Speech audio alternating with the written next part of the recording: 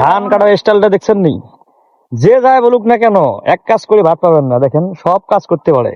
আসসালামু আলাইকুম। হাই রে হাই, এক ঝর্ণায় বৃষ্টিতে সব ধান শেষ করে লাইছে।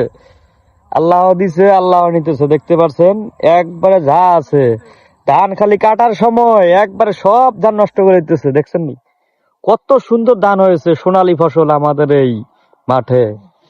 তা দুঃখের বিষয়, কৃষকের আজকে মাথা হাত কেন? তা সত্যি কথা বলতে আমি আজকে কৃষকের সাথে শুনবো যে কি সমস্যা, যে ধান কেমন হয়েছে, এত ধান হওয়ার পরও কেন কৃষকের মাথা হাত। আপনারা দর্শক ভাইরা কৃষকের কাছ থেকে শুনতে পারবেন যে এত ধান হওয়ার পরও কেন কৃষকের মাথা হাত।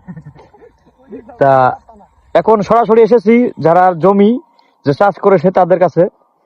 আচ্ছা ভাইরা, হ্যাঁ ভাই, এত সুন্দর ধান হওয়ার পরও কেন মাথা হাত আপনাকে বলেন তো দেখি। এই যে খেতে পানি হ্যাঁ? বৃষ্টি লেগে ধান শুকাইবো কেমনে? আচ্ছা, আপনার ধান তো মোটামুটি ভালো আছে, কোনো ভেজাল দেখি না। তা চাষি কি আমরা কমা? মাথা হাত কেন আপনার? আর কইেন না ভাই। দেখেন দেখেন দেখেন দেখেন এত সুন্দর ফলন এই সোনালী বাংলাদেশ আমাদের। যা আমাদের আজকে আমাদের মিস্ত্রি ভাই এসেছে ধান কাটতে। দেখেন ধান কাটার স্টাইলটা দেখছেন নি? যে যায় বলুক না কেন, এক কাজ করে ভাত পাবেন না। দেখেন সব কাজ করতে পারে। দেখেন সব কামে আমার জানতেই গো। যাক, ইনশাল্লাহ অনেক সুন্দর দেখতে পারলাম দৃশ্যটা।